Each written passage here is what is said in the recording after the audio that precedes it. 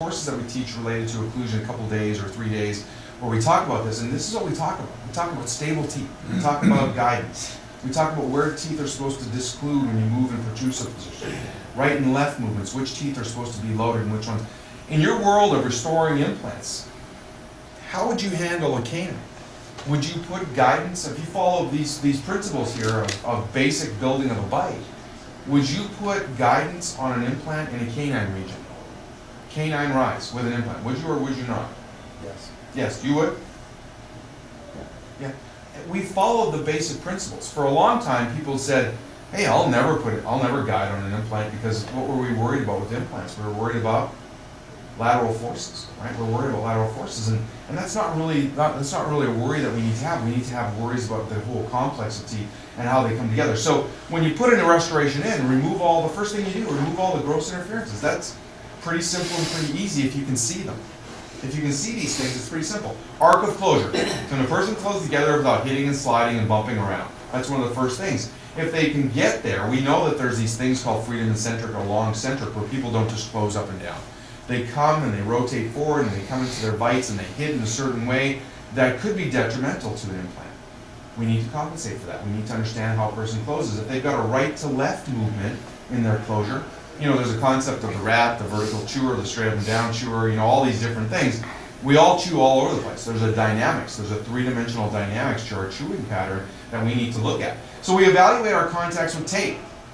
We take this brand new porcelain, and whether it's implants or full mouth reconstruction, whatever it may be, and we mark our contacts. And as good dentists, we all know occlusion very well, right? We're all experts in occlusion. And we know that in a class 1 occlusion or a sort of class 1 occlusion that we want cusp tips, stamp cusps we've sometimes talked to them about, and we want marginal ridges to be in contact. That's where we want to be. And in a class 2 relationship, we're going to look at some of the fossa relationships here. We're going to look at the same kind of cusps. Maybe there's going to be a slight jog in the whole occlusion, and the guidance may be shared on the premolar region, moving over to the canine as you move through these contacts. And I think that as dentists, we've pretty much got that all figured out. I would hope that we do, right? And sometimes we'll chase around those black dots in the mouth a little bit, and we'll look for contacts and do different things. So now that you're all experts, answer this question. If you're standing in someone's mouth and you jump down, and I just showed you the answer. You maybe weren't paying attention, but I just showed you the answer. Imagine you're standing right here, and you know that there's 3 fossas on the mandibular molar, right? There's the mesial fossa, the central fossa, and the distal fossa. And we just talked about where the contacts are in the different parts of the mouth. So here's, in a class 1 occlusion relationship, what cusp tip of the upper tooth contacts in the mesial fossa of the mandibular first molar? So you're standing there on the first molar, you're standing there in the pit, and the bite's coming down. So you're going to get crushed by something, right? So, as dentists, every day, probably the most restored tooth in all of North America is the mandibular first molar. Which tooth on the upper contacts in the mesial fossa of the mandibular?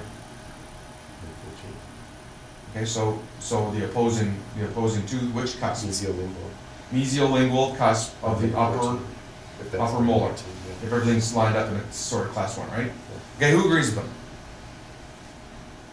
Okay, put your hand up. I mean, you're a dentist, right? You restore this tooth quite often. It's a bread and butter tooth, we call it, right? Whether it's a filling. Anybody else? Well, let me ask you this. Have you ever delivered a crown where the contact is in the mesial fossa area? Probably in your lifetime you have. Well, what's the answer? The answer is nothing. Even though we do that quite often, one of the things we don't do well is we're so busy diagnosing that one tooth, sometimes we forget to look at the opposing tooth. The opposing tooth may not even have anatomy, but where the contact needs to be is on the mesial marginal ridge, not in the fossa.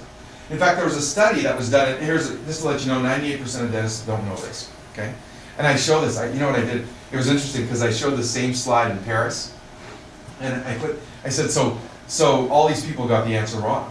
And I said, did you know we have new statistics now? I don't know if they understood me. Some of them did, some of them didn't. I said, 100% of French dentists don't know this, but only 98%, there's 2% of American dentists know the answer, but 100% of French ones don't. I don't know if they like that or not, but it was there. But it's one of the ones that are there. And when we look at implant occlusion, we need to pay attention to these things. It's the same kind of forces, because here's what we know.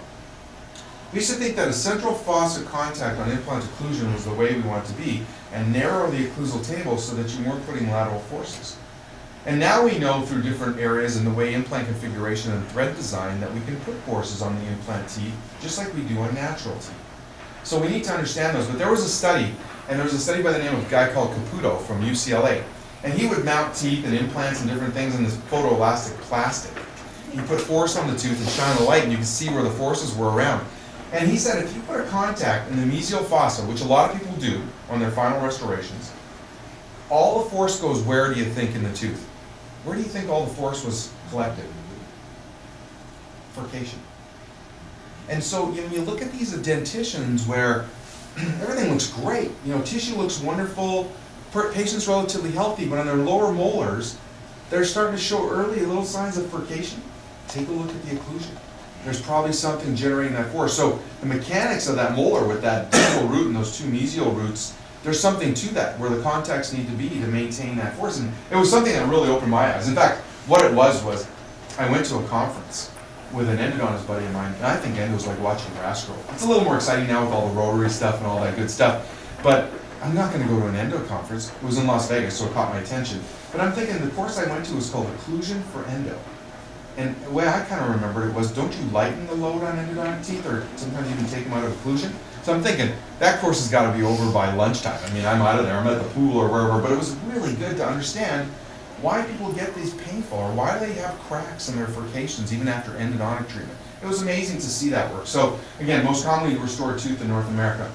So we're coming back, so I said, let's look at the contacts. Well, there's where the contact's supposed to be, at least on the stamp cusp or the holding cusp. Do you see any contacts on this at all? I mean, this is the porcelain that was put in, and I think in this case, Mr. Kim did this case, right? This is impression material for making post-op impressions. Do you see contacts?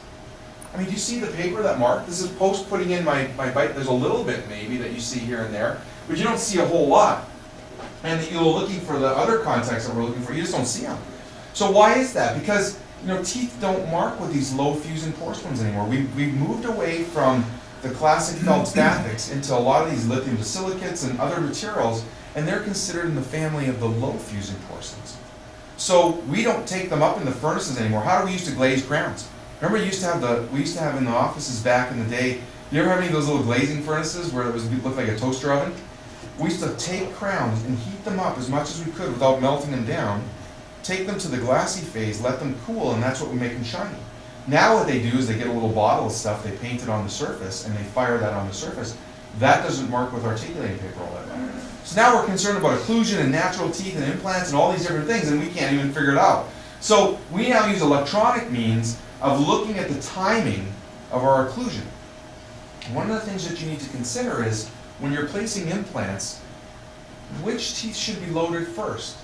The natural teeth or implant teeth? Or is there a difference? So in your practice, when you put an implant crown, and you pretty much just take a look at it, do the bite, and put it in, but do you consider the fact that the natural teeth have a PDL that gets loaded? There's a timing of that bite where those teeth get loaded. The implants, do they have a PDL? No, they're like screwing in the wall, right? There's no bouncing. If they start bouncing, that's bad, right? So you know that those things are sitting in mush or whatever, but the natural teeth need to be loaded after or before the implants. Which one? Before, right? So there's some now well, there's ways to look at that, and this is how we use it. And we utilize this in all of our courses. You'll utilize this year, David, right? Again, in the course. And so this is a T-scan. Are you guys familiar with this? Are you guys familiar with this instrument at all? It's when we first started using it, it was a pain in the neck. It had a big box and wires and cables and all kinds. Now it's a USB. What it is electronic bite paper. And this is called T-Scan 3, and we'll utilize it. It's simple. It just goes in the patient's mouth. They bite down on it. The sensor was originally developed. The grant that was given by these guys that developed this thing was the original story, and I don't know if you've heard this, but Reebok sued Nike. When Nike came out with Air, they made claims against Reebok, which already had the pump and some other stuff. And they made this to solve a legal case in order to show that there was advantages over the different types of air pockets versus the pump versus all these different things. And the company branched out into all kinds of areas of orthopedics and pronation of feet, and dentistry is just a small part of it, but it's a sensor that they bite on, and it picks up the force of the occlusion. Not only the force, like bite paper, but how it comes together. And it's pretty clever the way it's done. Now you can hook it up to other AMGs and all kinds of funky things if you want, but this is just one area. So if you look at this bite paper representation here, and you look at paper, paste, foil, all the stuff that we've used over the years, and which articulating paper is better than the other one, and Bosch, and all these different companies, which one's better. I know there's ones that sometimes you'll put in the mouth, and you'll take the paper on and you go, is there anything on here at all? I know this person's coming together, but there's no marks. Or you'll get something like this. And where do you begin? What's good? What's bad? What is happening? So we need something a little more accurate. So when you look at this force on these teeth, and you look at the bites, which one of these is good and which one is bad? Knowing the position, you can make some decisions. But is this heavier than you want? Is this on an inclined force that's going to drive this tooth and cause maybe Stillman's clefting on the facial here? Which one of these is first? Are they both exactly at the same time? How do you adjust this? And so we go through these things, and here's what it looks like on the computer, that little screen.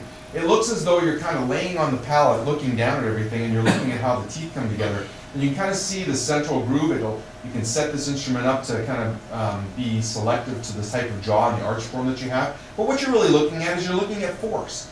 The blue being the lightest and the red being the strongest, and how the bite kind of comes together. You can look at it at the end of the bite. You can look at which way the force comes. Does a person hit over here, then go over here, and then end up over here? So they kind of wind their way into the bite. And so here's where you can take it. Maybe one's an implant crown, one that moves up and down, that doesn't move up and down like an implant, and then there's natural teeth. You can set it up whichever way you want. And here's a readout that you would see. And so look at this for a second. I know I'm not training you in this, and I'm not here to sell you this. I'm just giving you an example of what we do. What this patient is doing, they have either missing teeth over here, they have some contacts over here, but their first point of contact shows up here, and it goes across and stops there. So the majority of their bite sits on this back tooth. This is a type of patient that we'll see where they have posterior interferences that we'll refer to as fulcruming interferences. So some sort of fulcrum point. If you just use these interferences, and sometimes we are the ones that put the interference in with a nice gold restoration or something like that. We put it in there. So that's what it looks like. And sometimes we can find these things. So in looking at this,